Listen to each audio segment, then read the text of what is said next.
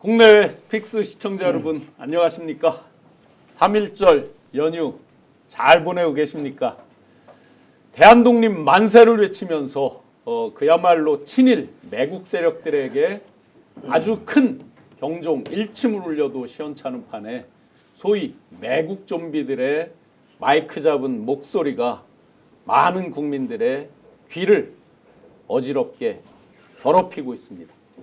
이런 친일 매국 세력들의 황당한 발언들, 그런 그들의 기저에 깔린 황당한 생각들, 우리 시청자 여러분들께서 똑똑히 보면서 절대로 이 땅에 발붙이지 못하도록 해야 될 것 같습니다. 오늘 3월 3일 스픽스에서 이런 매국 좀비 세력들의 문제점들 아주 속속들이 파헤쳐 보고 과연 그들이 언제까지 바로를 할 수 있을 것인가에 대해서 시청자 여러분들과 함께 정확하게 예측을 해보겠습니다. 오늘 함께 해주실 두 분 소개해드리겠습니다. 오늘 마침 3월 3일 조국혁신당 창당 1주년입니다.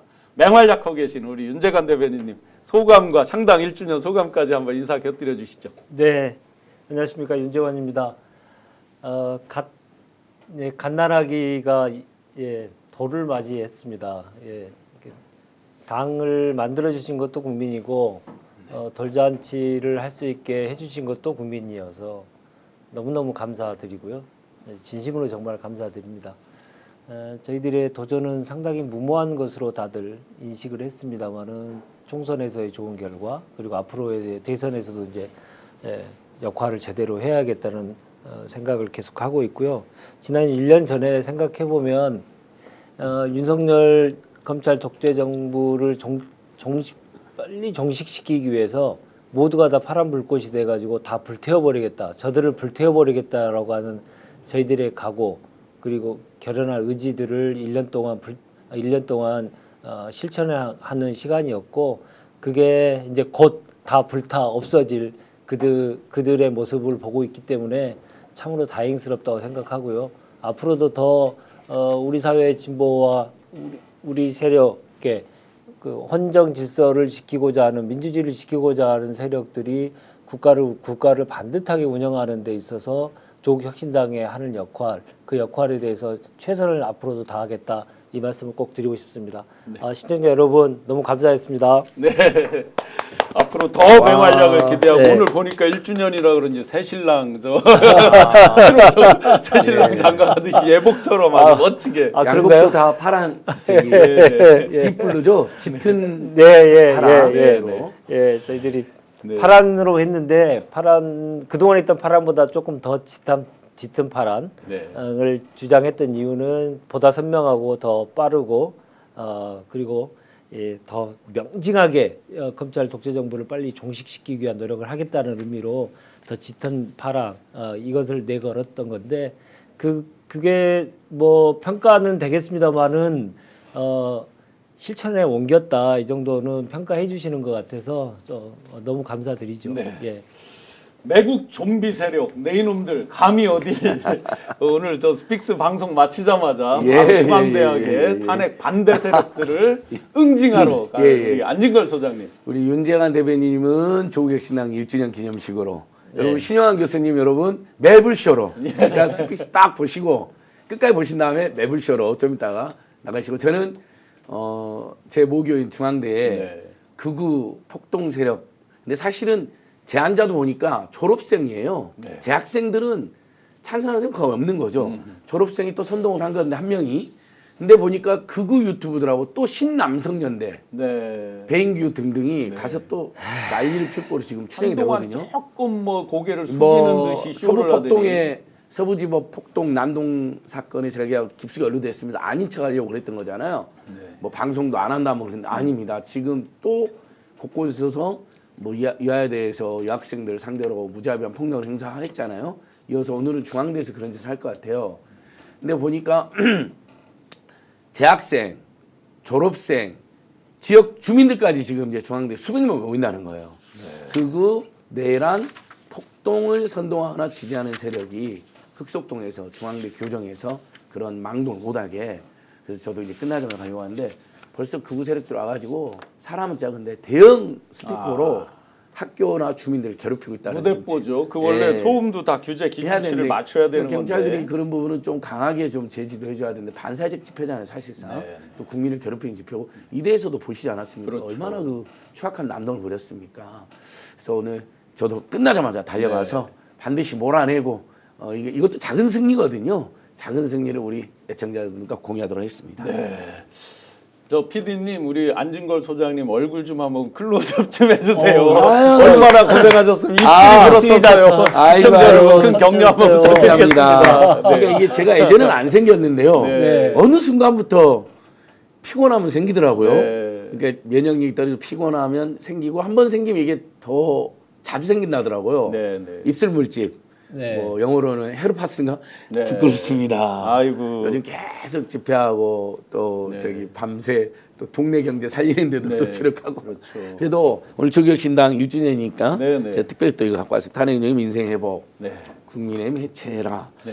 그리고 지난주 토요일 날 저는 너무 기쁘더라고요. 야5당이 민주당, 조국신당, 진보당, 기본당, 민사민주당 내란 종식 민주수호 네, 네. 우리 태극기 내걸고요. 너무 좋았습니다. 저도 예. 요 지금 그 손피켓을 들고 안국역 앞에 갔는데 진짜 한 걸음 뛸 때마다 너무 많은 격려를 주셔서 그러니까요. 에너지를 거꾸로 예. 팍팍 받고 왔습니다. 이번엔 정말 많이 모이셨어요. 그 네, 전에 2시부터 촛불행동은 또 요걸 했고 네, 네, 네. 이게 촛불행동 그다음에 야5당 민주당도 별도로 또 피켓을 배포하더라고요. 그래서 네. 제가 다 주워 갖고 끝나고 나서 또 촛불행동과 예. 또 같이 하는 그 집회까지 그렇죠. 끝까지 함께 했습니다. 비상행동까지 오시고 예, 예, 예. 저희는 저 핫도그 예. 파면 핫도그 518개 예. 5.18 정신으로 윤석열을 내란 세력을 몰아내자 네. 했는데 실제로 한 550개 준비했는데 아. 줄이 엄청 길게 서갖고 마지막에 한 30분 못 드셨어요. 너무 아. 죄송하더라고요. 만약에 이번 주에 파면되면 어쩔 수 없는데 다음 주에 파면되면 네. 3월 9일 집회를 한 번 더 하잖아요. 예. 그때 한 번 더 준비하겠습니다. 아, 네. 파면 518개 갖고 도저히 안 되고. 네, 610개를 준비해야 될 것 같습니다. 네. 육시방쟁 정신으로 아, 그래야 되겠네요. 내란 세력 종식시키자.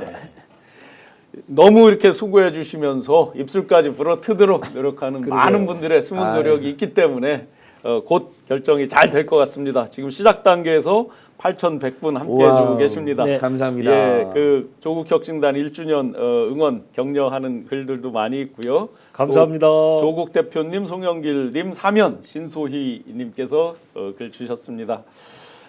네, 이렇게 이제 소위 내란 좀비들이 난리를 치고 심지어 뭐 500만이 모였다고 그렇게 가짜 뉴스 성에 아주 허풍 과장을 떨지만 결국 그들은 소위 말하는 현타의 시간으로 돌아가고 있습니다. 어떻게 현타의 시간이 접어들었는지 여론조사 오늘 발표된 리얼미터 여론조사 화면 한번 부탁드리겠습니다. 네, 보셨죠? 저희가 이미 스픽스 방송을 하면서 많은 예고를 드렸습니다. 어느 일정 시점이 지나면 너무나 부끄럽고 쥐구멍에라도 들어가고 싶은 순간들이 올 것이다.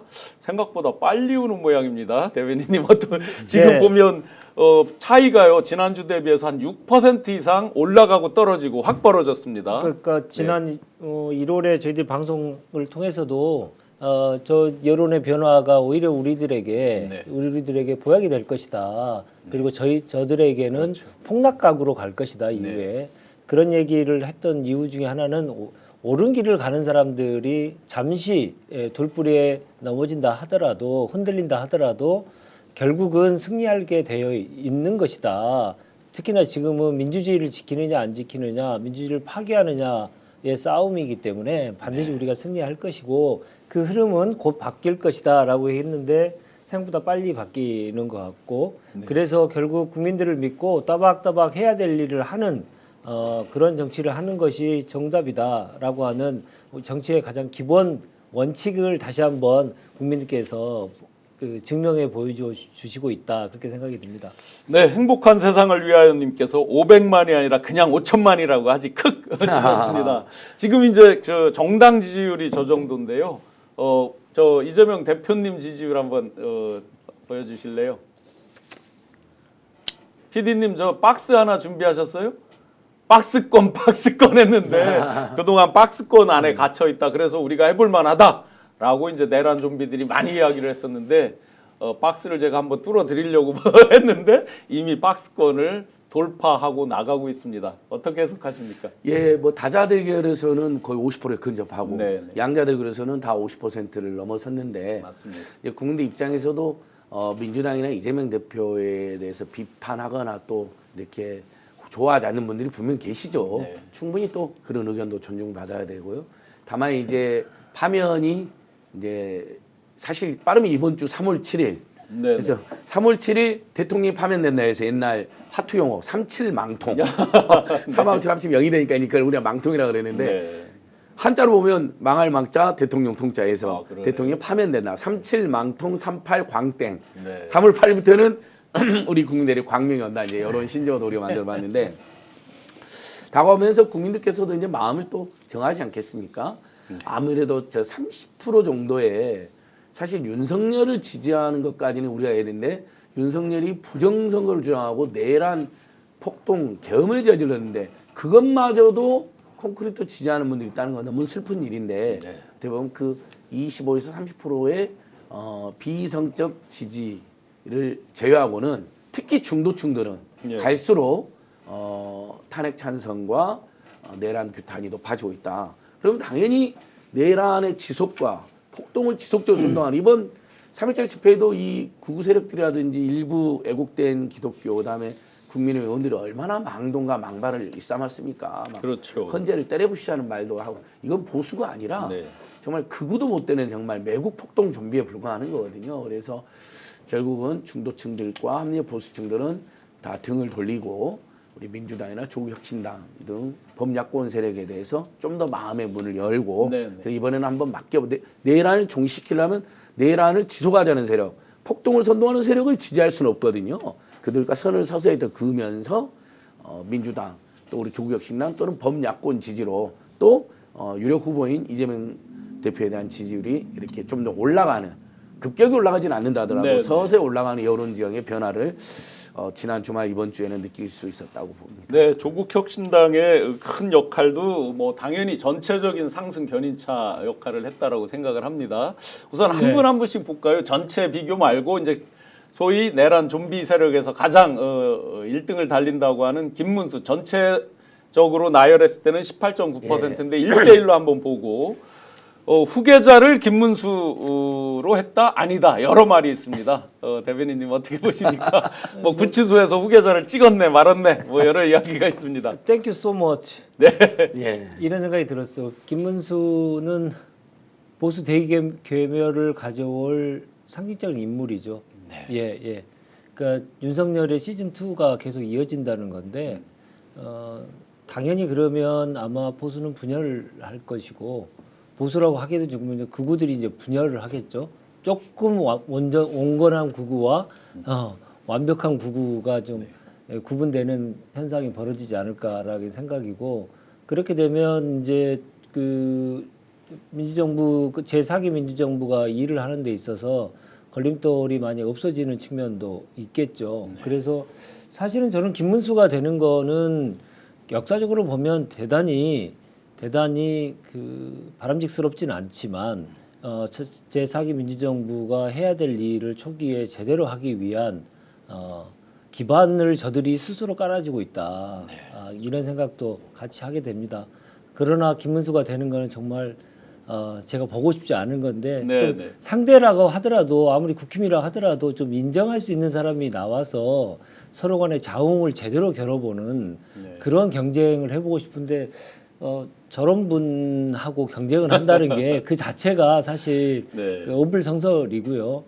다만 이제 저희 내부 안에서 그러니까 야권 전체 내부 안에서 확실한 역할 분담을 통해서 정신 바짝 차리고 해야 될 일을 따박따박 계속 하는 그러한 집권 플랜을 계속 준비해야 된다 그런 생각이 듭니다. 네, 황동준님께서 슈퍼챗 쏴주셔서 감사합니다. 그 벌써 이제 11,000명 함께하고 계신데요. 오. 뭐 김문수 후보가 지금 건 20% 가까이 차이가 나는데 네. 뭐 다른 후보 볼 필요 있습니까? 맞습니다. 확실히 윤석열, 김건희 세력과 정광훈 세력이 그동안 연합해서 탄핵 반대 여론을 막 자가 선동했잖아요. 네네. 그 사람들이 가장 선호한 사람은 김문수인 것으로는 추정이 됩니다. 신영환 교수님의 정보력으로도 그렇게 파악이 됐다고 저희들이 들었는데, 왜냐하면 김문수가 제일 무대뽀입니다. 네. 그리고 제일 친일 뉴라이트 매국 좀비에 가깝습니다. 뭐 김구 주석 국적도 일본이라고 주장하는 자인데요. 예. 뭐 그래서 김문수가 될 가능성이 높다. 왜냐하면 국민의힘이 극우화되고 극단화되고 국민의힘 밖에서 국민의힘을 완전히 사실상 조종하다시피 하는 게 지금 일부 기독교 왜곡 세력들이잖아요. 정광훈 등이. 이들이 지금 김문수에 대해서 굉장히 밀고 있기 때문에 김문수 대표가 높은데, 윤재관 대변인 말처럼 예전에 뭐 우리가 건방지게 누구 나오면 땡큐다 이런 말은 저희가 함부로 해서는 안 된다고 생각하지만, 예. 그러나 김문수만큼은 국민들이 도저히 납득할 수 없는 변절의 대명사요. 또 최근 경기도지사 할 때도 막말과 갑질의 대명사요. 네. 갑질 그리고 김문수인데. 예. 네. 그러면서 이제 우리 국민들이 가장 좋아하는 김구 선생님마저도 일본 아니, 중국 국적을 가진 거로서 몰아서 임시정부와 항일무장투쟁, 항일운동의 정통성을 훼손하고 누라이트에 힘을 싣고, 그러면서 느닷없이 또 협중정서까지 자극하는 네. 대한민국이 미국, 중국, 러시아랑 친하게 지내면서 무역 열심히 해야죠. 그렇죠. 그러면서 한반도 평화 챙기고 네. 국익외교, 실용외교를 전두환 노태우도 했는데, 이 자들은 전두환 노태우가 뭐 광주 시민 학살한 걸 빼고는 전두환 노태우보다 더 망가진 자들입니다. 국익도 없고 실용도 없고 외교도 없는 거잖아요. 근데 김문수 그 상징적 인물이거든요. 예. 지금은 5대 3이지만 뭐 나중에 더 벌어질 수도 있다. 이렇게 그렇죠. 생각해 봅니다. 이상한 게 있어요, 대변인님. 네. 보통 왜 당내 경쟁을 하면 지금 나열된 후보들이 굉장히 많고 네. 앞으로 더 나올 거잖아요. 네. 보나마나 지자체장들 중에도 출마한다고 하는데, 네. 그럼 보통 자기 당내에서 1등을 달리는 사람을 막 물고 뜯고 하면서 막 공격하고 끄잡아 내리려고 하고 본인이 후보가 되려고 하잖아요. 예. 근데 지금 특이하게 김문수를 공격하는 걸 거의 안 보이거든요. 한동훈만 괴롭힙니다. 그러니까 한동훈만. 한동훈만 왜 그렇게 됐을까요? 그러니까 폭망각이죠. 네. 예, 정치의 가장 기본도 안 지키는 사람들이 지도자가 되겠다고 나서는 정당이 되기 때문에 보수가 전체가 괴멸이 될 것이다. 그렇게 단언하는 이유가 바로 그것 때문입니다. 네. 그러니까 정치가 이제 이제 최고 지도자가 되겠다고 하면 자기 목소리가 있어야 되잖아요. 그렇죠. 자기의 주장이 있고 그렇죠. 그 자기 주장에 대해서 국민들로부터 평가를 받고 그에 대한 책임을 지는 게 정치의 가장 기본 에이스인데, 네. 자기 주장은 없고 남 탓하고 저 사람 뒷공문이 어떤 사람 뒷공문이 계속 쫓아다니면서 다 기승전 이재명만 지금 그런 거 예, 있잖아요. 한 네. 사람한테만 계속 뒷공문이만 쫓아다니는 정치를 하잖아요. 자기의 얘기가 없고 뒷공문이 정치를 하는 그런 사람들로 구성되어 있기 때문에 국힘이 곧 폭망할 것이다, 그렇게 생각한다는 것이죠. 네. 그래서 더욱더 저희들은 그 조국혁신당 얘기 오늘 1주년이니까 조금 말씀 좀 드리면, 네네. 조국혁신당에서는 솔직히 후보를 낼 거냐 말 거냐를 가지고 네, 많은 궁금했습니다. 분들이 물어보시잖아요. 네. 근데 어떤 상황이 되든 정당으로서 가장 기본적으로 해야 될 일, 앞으로 새로운 대한민국을 위해서 우리가 어떤 정책 과제를 꼭 앞에 전면에 내세우고 저희들이 활동을 할 것인지, 저희들의 주장을 분명하게 하기 위한 노력을 정말 피나게 하고 있습니다. 그게 바로 저희들이 어떤 상황이 되더라도 정당을 했기 때문에, 네. 정당이라면 국민들께 선거를 앞두고 해야 될 A를 예. 다 해야 된다는 관점에서 저희들이 준비를 많이 했고요. 예. 그런 준비들을 이제 원탁회의를 통해서 다른 당과 협의를 많이 하고 있고, 네. 이번 주도 그 협의를 할 예정이다, 이 말씀을 꼭 드리고 싶습니다. 정당의 그 존립 기반, 존재의 네. 또 지속성 이런 것들에 충실하게 뭔가를 이제 원칙적으로 상의를 하신다. 네, 그 말씀이신 그렇습니다. 거죠? 그 원탁회의에서 딱 합의가, 의미 있는 합의가 지금 딱 한 가지 있는데, 그게 이제 조국혁신당이 제안한 겁니다. 네. 옛날에 반민특위의 실패 사례를 예. 저희들이 반복하지 않기 위해서 반원특위를 만들어서 이번에 헌정질서를 파괴한 세력들에게 대해서 끝까지 추적해서 그들에게 법적 책임을 묻는 반원특위를 꼭 설치하자라고 했고, 그것을 여야 5당이 합의했고 곧 법안이 발의될 예정인데, 네. 역시 이제 조국혁신당에서 먼저 제안해서 그게 이루어지고 있다. 그러니까 많은 여러 가지 민생 과제들도 조국혁신당이 선제적으로 많이 제시를 했어요. 네. 예, 완전히 새로운 대한민국의 새로운 정책들이 나올 수 있게 저희들 역할을 다 하도록 하겠습니다. 네, 굉장히 의미 있는 그 원탁회의 제안도 감사드리고요. 12,000분 넘게 야. 이렇게 들어와 계신데 네. 어떤 분이 이제 막 도배질을 하셔요. 뭐 굉장히 마음이 불편하신가 봐요. 네, 뭐 얼마든지 표출하셔도 우리 현명한 시청자 여러분들께서 다 이미 자체적으로 자정이 다 계속해서 되고 있기 때문에 뭐 도배질 하시느라의 수고가 효과가 없을 것 같아요. 네, 저 소장님 그 보면 이런 와중에 자기들끼리 이제 진흙탕 못싸움이라고 예. 한동훈이 보수 유튜버를 예. 강력히 뭐 해서 법적 조치를 했다. 그걸 퍼날르는 그에 대해서 인용하는데도 어떻게 한다 그러면 저희도 인용하면 그 뭐 고소당하는 거예요? 아니 저희는 뭐 객관적인 사실만 분석하고 부과하는 거니까요. 일단 김문수를 공격함으로써 나머지 주자들이 그 지위를 가져가야 되는데 네. 해필 윤석열, 김건희를 비호하는 스탠스의 상징이 김문수니까 그걸 공격을 못하는 겁니다. 네. 왜냐하면 윤석열, 김건희를 비호하고 그 내란 폭동을 지지하는 자들이 국민의힘의 다수가 돼가지고 오세훈이나 홍준표나 김문수는 공격을 안 하고 예. 탄핵에 찬성하나 내란 종식에 찬성했던 한동훈만 공격하는 꼴이 된 거죠. 네. 그런 면에서 한동훈이 억울한 면이 있을 건데 한동훈은 이번에 쓴 책에도 보면 자기 검사 경력 20년치를 빼놔버렸잖아요. 그렇죠. 그거 자기 빼놔- 인생의 거의 예, 대부분을 관통하는. 지 화양연화라며 언제는 그걸 그렇죠. 싹 다 지워버리는 이런 네. 또 다른 비열함과 꼼수를 쓴 거거든요. 그런 면에서 이미 검찰 출신이랑 정치검찰 출신인가로도 아웃. 근데 그걸 숨기는 것으로 더 아웃이 된 건데 다만 이제 이 한동훈이가 나오니까 김문수를 비호하고 옹립하려 하는 사람 입장에서 어쨌든 뭐 자기들이 한동훈한테 안 진다 하더라도 한동훈이 계속 나와가지고 윤석열, 김건희나 김문수가 잘못한 것을 지적을 할 건 아닙니까? 본인이 네. 경쟁을 하면 그러니까 한동훈의 씨앗을 그냥 밟아버리려고 한동훈이 명태균의 수사의 배우다. 네.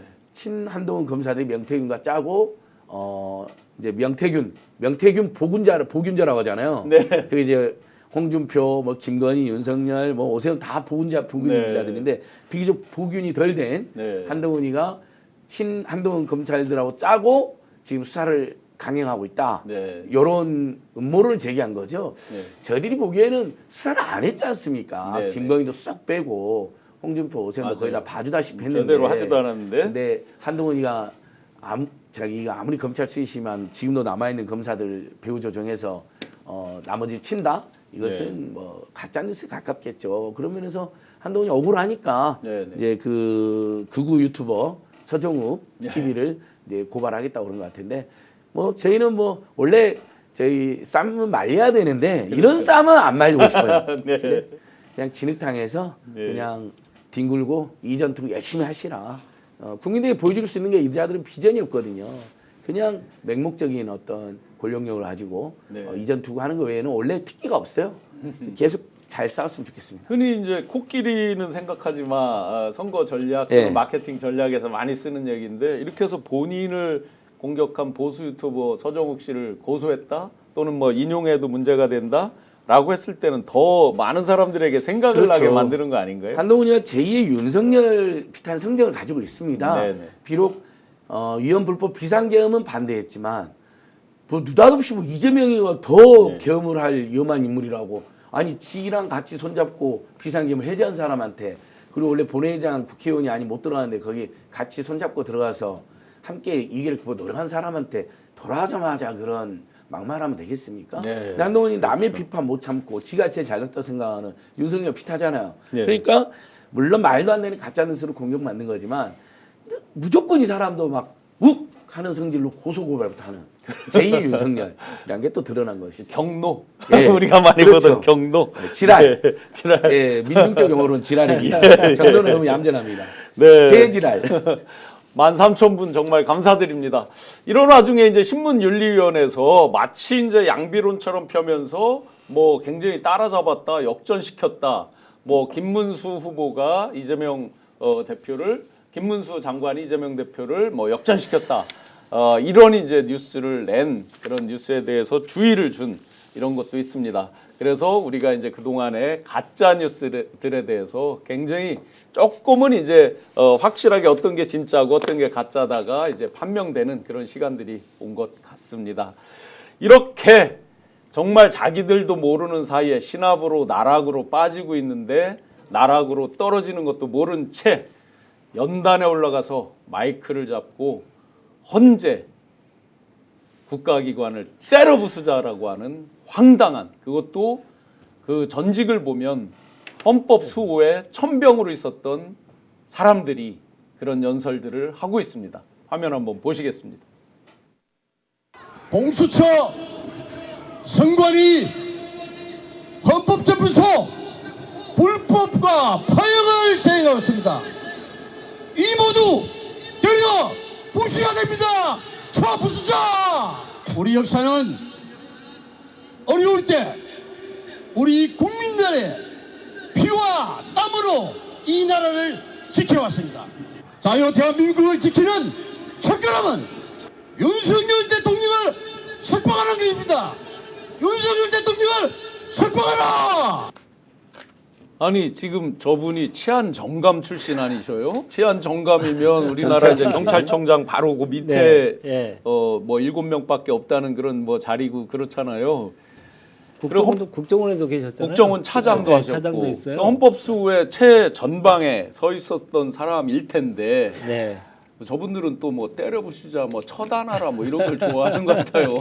윤석열이 처단하라는 말, 네. 전공이 처단하라는 말 이후에 네. 처단의 네. 말을 함부로 합니다. 저게 네. 정말 김용현도 했고. 전 잡아서 네. 죽인다는 말이잖아요. 원래 그렇죠. 처벌하라는 그냥 법적으로 처벌하는 건데 네. 처단하는 이건 진짜 네. 아주 극우극단 위험한 네. 발언이거든요. 그 단자가 예. 이 단두대 그 예, 맞습니다. 하는 그거잖아요. 특히 대한민국에서는 예전에 이제 한국 전쟁이라든지 이런 전후 과정을 보면 잡아서 진짜 반대 진영을 죽이는 행위, 진짜 네. 생명을 끊는 행위로 처단의 말을 썼거든요. 네.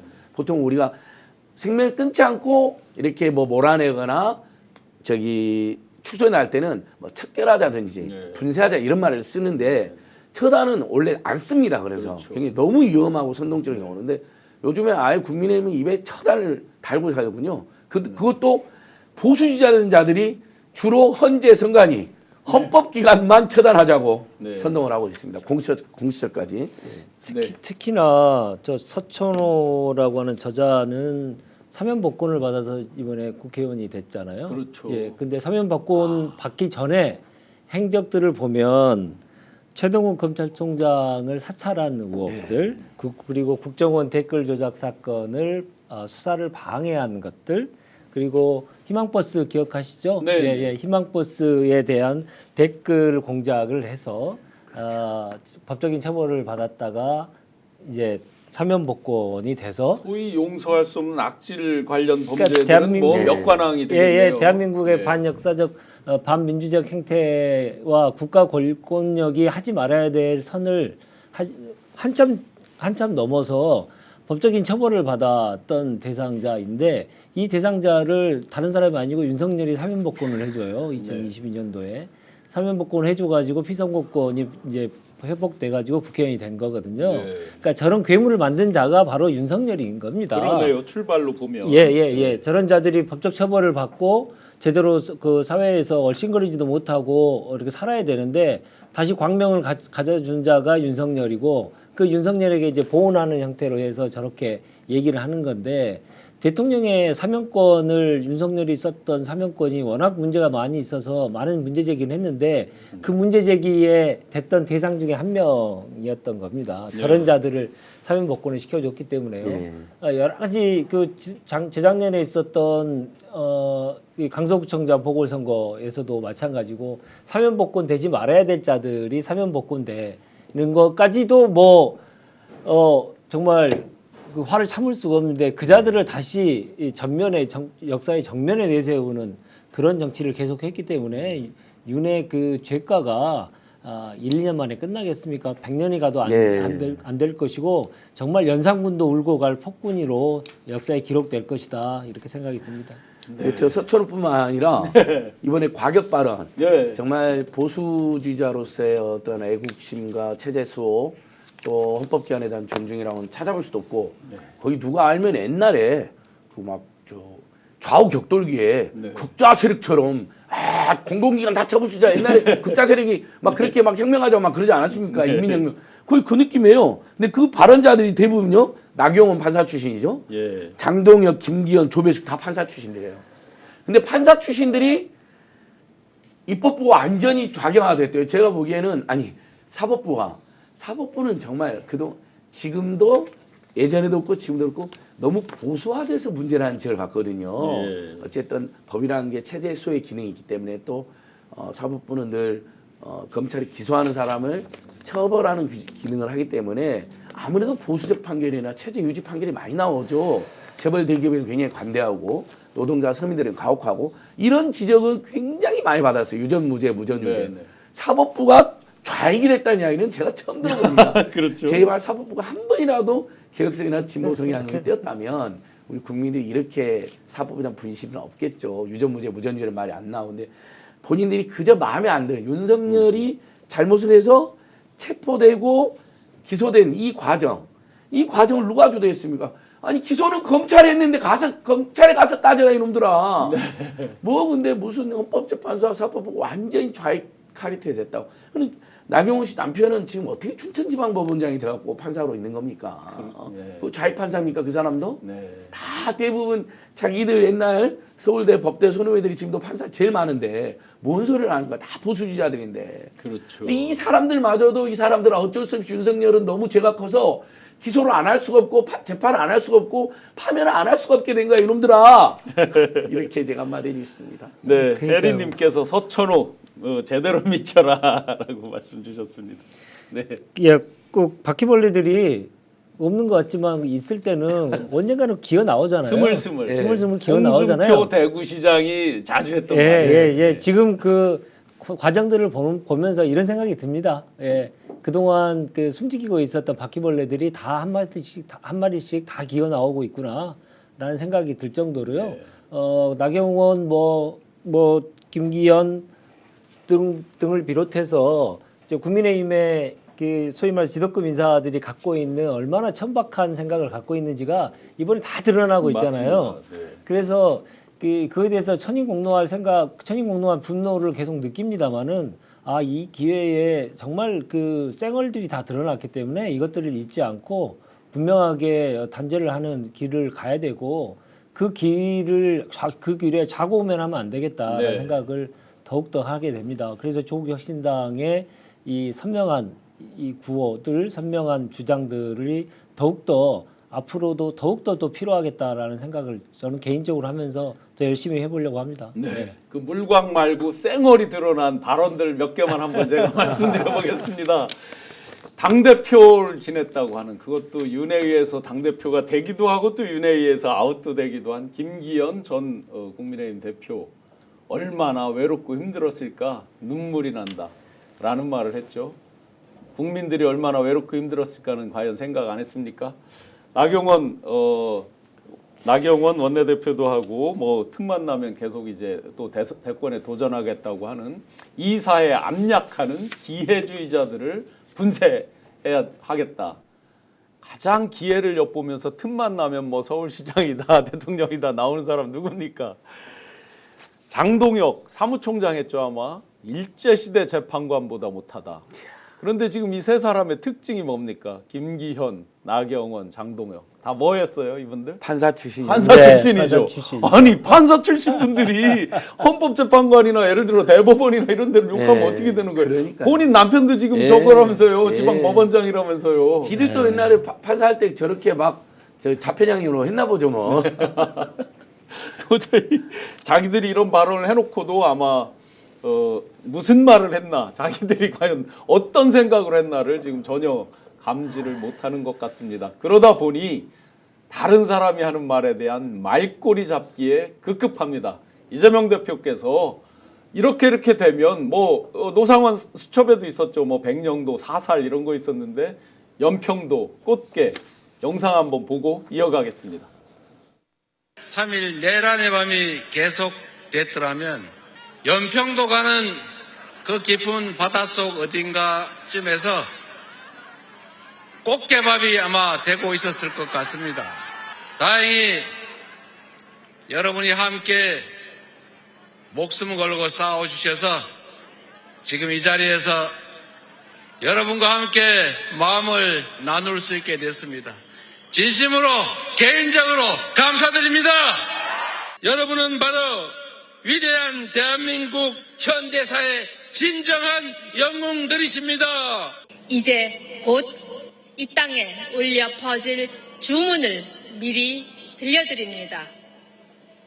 대통령 윤석열을 파면한다. 다가올 대선에서는 정권 교체의 쇄빙선이 되겠습니다. 예, 지금 김선민 권한대행께서 쇄빙선 말씀 주셨는데 좀 전에 이재명 대표께서 말한 중에 어디가 연평도 명예훼손이 있나요, 이게? 이게 노상훈 수첩에 예. 연평도로 다 간다, 네. 뭐 폭사시킨다. 그걸 말한 건데 네, 네. 연평도를 이야기했다는 것 자체가 네, 네. 명예훼손이라는 거예요. 또 꽃게잡이 무슨 어민들을 보면 아니 꽃게밥이 된다는 게 비유적인 그러니까, 표현들 예. 아닌가요? 진짜 너무 이건 그냥 예를 들면 그냥 이재명이 너 싫다 그러면 차라리 그렇게 하시라고 하는 게 낫지 않겠어요? 네. 아니 노상훈 수첩에 있는 것대로 정말로 심지어 한동훈까지도 네. 여당 대표까지도 그렇죠. 체포하고 수거해서 사살, 폭사 이중, 뭐 북한이 한 것처럼 또는 뭐 벙커의 구금 또는 연평도로 끌고 와서 수거라는 것도 결국 나중에 사살한다는 개념을 처단한다는 개념인데 당연히 그러면 예전에 김대중도 한일 앞바다에 그렇죠. 저기 네. 네. 당시 역시 쿠데타 세력인 박정희가 죽이려고 하지 않았습니까? 네, 실제 이제 그렇게 예. 린치를 한 그러니까 거죠, 다. 그건 편으로 우리가 이제 뭐 남해 바다는 서해 바다에 빠뜨려서 죽이고 물고기발 만들려고 했다 이런 표현 관용적으로 엄청 썼잖아요. 권력기관 네. 행포에 대해서 그걸 더더욱 노상훈의 그 무시무시한 수첩이 공개됐기 한 말인데 그냥 할 말이 없는 거죠. 그냥 무조건 말꼬리. 이재명은 악마니까 네, 네. 이자들에게는 무조건 이재명을 공개하다 보니 말꼬리 잡고 늘어졌다 이렇게 보시면 됩니다. 그날 광화문 집회에서 바로 옆에서 제가 이제 지켜보면서 저도 뭉클했습니다. 실제 이제 명태균 씨가 이런 말을 하죠. 아마 성공했으면 본인이 총살 감이었다, 1호 총살감이었다. 그러면 이제 강혜경 씨나 저같이 공익제보를 한 예. 1, 2호들은 뭐 같이 총살 아닐까요? 중요 수거 대상이죠. 윤재관 대표님도 수거 대상입니다. 네. 청와대 문재인 정부 청와대 행정관급 맞아요. 이상의 적혀 중요 있었죠. 수계 대상이더라고요. 네, 500명 안에 큰일 나실 들어가더라고요. 뻔했어요 두 분이. 네. 정말 막말도 모질라서 이제 택도 없는 오히려 그 말꼬리에 연평도 분들이 더 화가 나실 것 같습니다. 무엇을 위해서 말꼬리를 잡는지 그 의미도 잘 모를 정도로 지금 이제 기승전 오로지 이재명 대표에 대해서만 공격을 하고 자기들이 무엇을 잘하겠다 이런 내용은 아예 없습니다. 민주당에서 서천호 의원이라든지 뭐 이러이러한 사람들을 제명하라라고 하는데 제가 반대입니다. 계속 내버려둬서 계속 걸로 가게 내버려 두는 게 더 좋지 않을까 농담입니다만. 근데 이제 이거는 한 가지만 얘기 꼭 드리고 싶은데 50년 만에 일이거든요. 네, 국가 권력이 국민을 그렇죠. 바다에 수장시키겠다는 생각을 한 자체, 네. 그것을 계획을 세우고 실행까지 갔던 사례가 그렇죠. 아까 말씀하셨는데 70년대 후반에 있었고요. 그게 지금 이번에 또 그런 일이 있었겠네요. 50년 네. 만에 일이거든요. 네. 그 50년 만에 국가 권력이 국민을 바다에 빠뜨려서 무엇인가를 그냥 완전히 목숨을 앗아가게 하려고 하는 그런, 그러니까 50년 전에나 있었 법한 얘기들이 다시 벌어졌던 건데 그것들이 이제 하나하나씩 드러나기 시작하니까 본인들은 얼마나 다급하겠어요. 네. 예, 50년 전으로 다시 돌아간 대한민국을 만드는 자로서의 응징을 받아야 되기 때문에 얼마나 다급하겠어요. 그러니까 뭐든지 그냥 물고 뜯는 건데 지난번에도 말씀드렸습니다마는 이렇게 많이 저렇게 할수록요 본인들이 다급하다는 걸 그냥 자기 스스로 입증하는 것이다라고 그렇죠. 생각하시면 더 좋을 것 같습니다. 아주 김재원님께서 한마디로 잘 일축해 주셨습니다. 공부한 게 아깝다. 네. 이렇게 이제 막 무엇을 위해서 어떤 걸 공격하고 무엇을 방어하는지도 모르게 막 하다 보니까 총을 난사한다는 것이 아군을 향해서도 막 난사가 시작됩니다. 선관위 전 사무총장 사진 한번 띄워주실래요? 그 뭐 나경원 전 원내대표도 막 이런저런 공격을 하다가 뭐 거의 뭐 국가 기회를 엿보는 일종의 이제 저희 보고 좀비 세력처럼 막 얘기를 하고 하면서 척결해야 된다라고 하는데 쏘다 보니까 난사를 하다 보니까 자기 편인지는 모르지만 자기 편으로 보여지는 사람에게도 난사를 했습니다. 시청자 여러분들 이렇게 보시다시피 김세환이라고 하는 전 선관위 사무총장이 뭐 세컨폰 아마 2개, 3개가 폰이 있었나 봅니다. 그 폰을 가지고 은밀하게 국회의원들에게 연락하는 용으로 썼다. 저기 이제 제목에 보시듯이 세컨폰 맹비난을 했죠. 그런데 어디에 공천 신청을 했습니까? 더군다나 1차 경선을 승리를 했습니다. 4명을 그렇죠. 뽑아서 압축을 하는데 거기까지 올라가는 이런 결과가 나타났습니다. 어떻게 보세요? 아, 저 너무 재밌더라고요. 그러니까 급자 이제 선관위가 부정선거를 저지르고 있다. 네. 근데 그건 증거 하나도 안 나오잖아요. 예. 모든 사법기관, 경찰, 검찰, 뭐 그다음에 사법부, 그다음에 국회, 권위 있는 모든 기관에서 다 조사를 해봐도 들여다봐도 부정선거 증거 하나도 없으니까 이제는 선관위 사무총장이 마치 야당이랑 내통한 세력이다. 세컨드폰으로 정치권과 내통했다. 나쁜 놈이다. 선관위가 이렇게 나쁜 짓이다라고 몰아갔는데 알고 봤더니 그 김세환 전 사무총장이 국민의힘 당원이야. 그리고 국민의힘 강하운수로 후보로도 나왔어. 네. 저렇게 빨간 홍보를 하고 다녔어. 1차 경선도 통과했어. 예. 자, 이쯤 되면 이제 국민의힘 의원들하고 지도부하고 선관위가 유착관계라는 걸 알 수가 있는 거죠. 그렇죠. 아니 국힘으로 공천을 받으려고 했던 자가 분명히 선관위 사무총장 할 때도 국힘 편을 들어줬을 것이고 내심 예. 뭔가 들어주면 나중에 나 나가면 나 공천해 주세요. 이런 뒷거리가 있을 거라는 건 굉장히 그동안 우리가 쉽게 할 수 있는 상상 아닙니까? 네. 오히려 자신들의 선관위하고 유착관계가 드러나 버린 거죠. 네, 네. 그래서 선관위 직원들도 당시에 황당하게 생각했다는 거예요. 너무 빨리 정치에 입문해서 네. 선관위의 정책 중립성을 의심받게 생겼다고 직원들이 지적을 했다는데 그 정책 중립성은 바로 야권 진보 세력이 아니라 윤석열 국힘당 세력하고 선관 사무총장이 유착되었다는 것을 국민들이 지적할까 봐 걱정했다는 거거든요. 네, 네. 오히려 범죄를 자백했다. 이제 선관위를 계속 개혁을 하되 자 국민의힘하고 그동안 유착관계를 개혁해야 될 것 같습니다. 그것도 모르고 지금 나경원 그 전 원내대표가 선관위 카르텔에 대해서 특별 감사관제를 도입해야 된다. 또 국정조사를 도입해야 된다. 하면 좋겠습니다. 국정조사 네, 하시죠. 뭐 특검 한 번만 해봤으면 좋겠고 네, 뭐 네. 국정조사도 꼭 필요할 때 꼭 했으면 좋겠는데 예. 이번 사건을 보면서 감사원 개혁을 다시 한번 우리가 잊지 말아야겠다는 생각을 많이 합니다.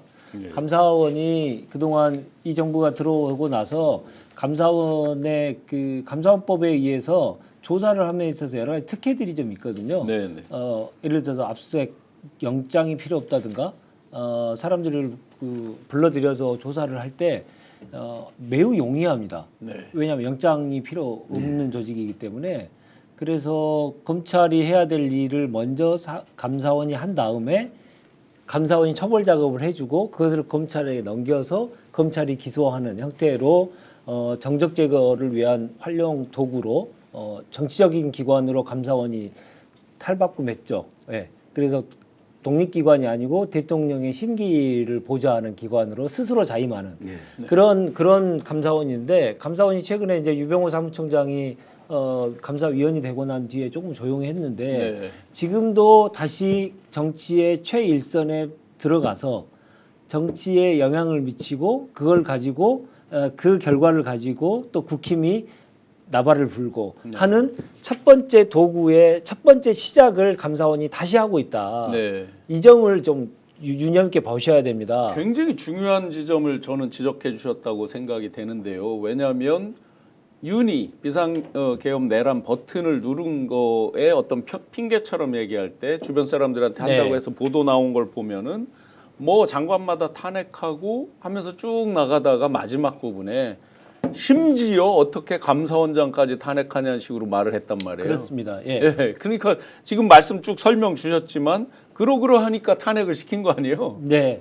처음에 이번에 북송 사건에서도 드러났지만 처음에 지난 정부와 지난문 정부에 대한 정치적인 이 수사를 시작할 때 처음에 검찰이 먼저 시작하면 이게 세상이 시끄러워지니까 감사원을 동원해서 네. 감사원을 동원해서 정치적인 사건들을 다 만들어내고 그것을 검찰에 넘기고 검찰은 그것을 그냥 형식적으로 기소하는 형태로 해가지고 정무적인 부담을 줄이는 방식으로 감사원을 활용했거든요.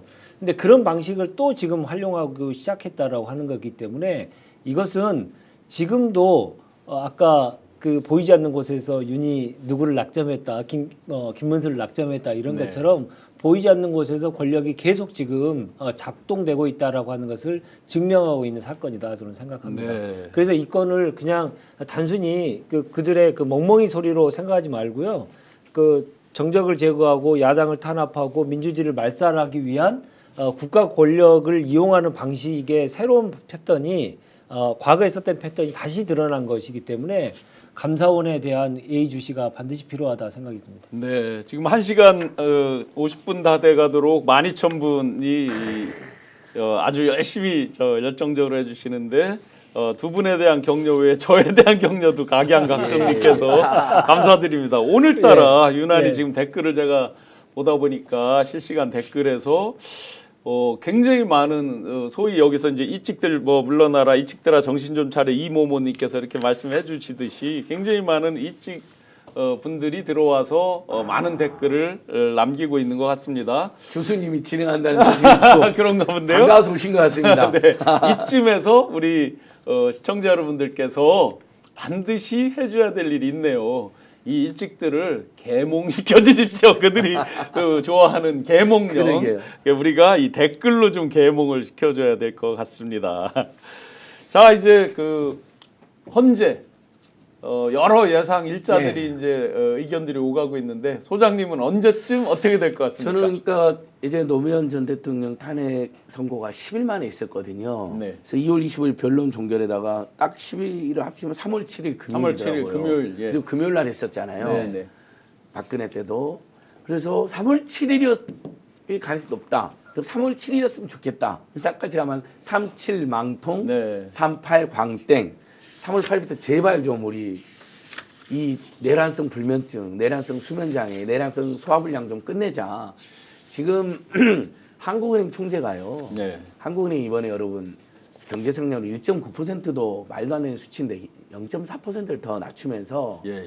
이 탄핵 정국이 계속되는 것도 주요 한국 경제 불안 요인이라고 이야기를 했습니다. 그 말은 빨리 파면해 달라는 이야기입니다. 네. 그리고 우리 조국혁신당의 박은정 의원님께서도 잘 지적했던데 3월 11일까지만 파면이 되면 보궐선거를 하잖아요. 네. 대선이랑 함께 할 수가 있습니다.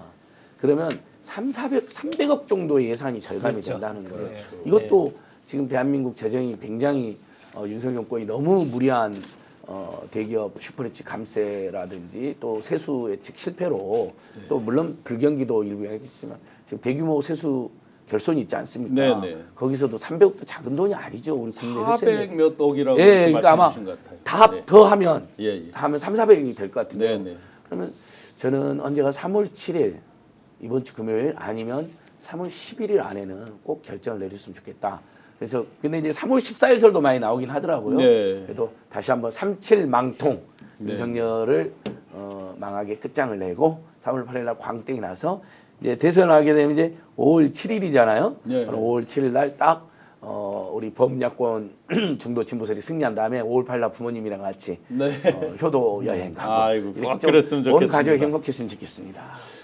최근에 보니까 네. 단톡방 이런 데에 지금 여기 댓글에도 이제 소위 이직 분들이 들어와서 이제 엄청 거의 난리 수준으로 지금 오늘 이렇게 서로 파이팅을 하고 있는데 뭐 물론 비교가 안 되지만 이 단톡방 이런 데다가 네. 뭐 엄청나게 유언비어성 가짜 뉴스죠. 그걸 네. 퍼뜨리면서 하다 보니까 제가 잘 알고 있는 투자회사 네. 오너께서 네. 저한테 이걸 보내오면서 왜냐면 금융시장에서는 정말 민감하거든요. 네. 빨리 끝났으면 좋겠다. 네. 왜냐면 금융시장이 너무 불안해서 그럼요. 지금 돈이 안 돌고 투자가 안 지금 되니까. 기업들하고 네. 금융은 네, 오늘이라도 파면되길 바래요. 네. 대기업 오너들도 마찬가지예요. 제가 직접 들었어요. 네, 비밀로 해달라 그러면서 경제 살려면 오늘이라도 파면돼야 된다. 그래서 다 저도 생각하신대요. 100% 무조건 파면이니까 네. 걱정 말고 계세요 하고 이제 막 드렸는데 많은 분들이 이렇게 뭐 마음이 흔들리는 것 같아요. 네. 어떻게 좀 격려 흔들리지 않게 말씀 좀 부탁드립니다. 아유 흔들릴 일이 전혀 아니고 이제 막바지 왔죠.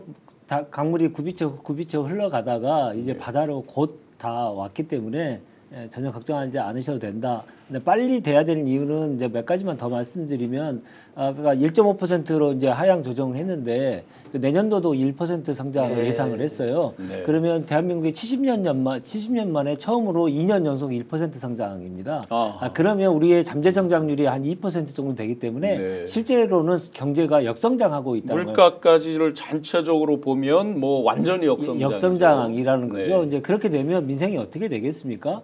그러면 제일 먼저 해야 될 게 재정 정책이죠. 그러니까 재정 정책인데 재정 정책 핵심은 이제 추경을 편성하고 빨리 급항부를 좀 꺼야 되는데 경기 마중물 역할을 하는 가장 기본 역할도 못 하겠다가 하면서 지금 기획재정부가 안을 안 만들고 있는 상황이지 않습니까? 네. 이제 파면이 되고 나면 이제 그부터 바뀔 거다 저는 생각이 들고 그 다음에 이제 금융정책의 가장 핵심은 서민들한테 돈이 안 가고 고소득층한테만 전체 가계부채의 80%가 그들에게만 대출이 이루어지고 네, 있습니다. 현재 그렇죠. 이루어지고 네. 있습니다. 그래서 민생 경제가 더욱더 어려워지고 사채로 몰리고 있고 막 그런 문제가 있어서 그런 금융정책도 반드시 복구해야 되는 건데요.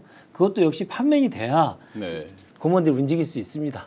판면이 되지 않고 지금의 불확실성이 계속 유지되고 있으면 그냥 복지부동할 수밖에 없는 것인데 그러한 민생 경제를 회복하기 위한 여러 가지 혈맥을 뚫어주는데 네. 파면이 하루라도 빨리 이루어져야 된다. 그래서 3월 7일설에 정말 100% 저는 걸고 싶은데 제 손목이라도 걸고 싶은데 좀 그렇죠. 예. 14일설도 나와가지고. 예. 17일까지 헌재가 다른 심리는 일체 잡지 않았다 이렇게 되어 있거든요. 그래서 뭐 너무 제가 과격한 얘기를 해서 죄송스럽습니다만은 하루하루가 예. 그 하루하루에 자기 인생이 절단나는 국민이 너무너무 많다는 겁니다. 네.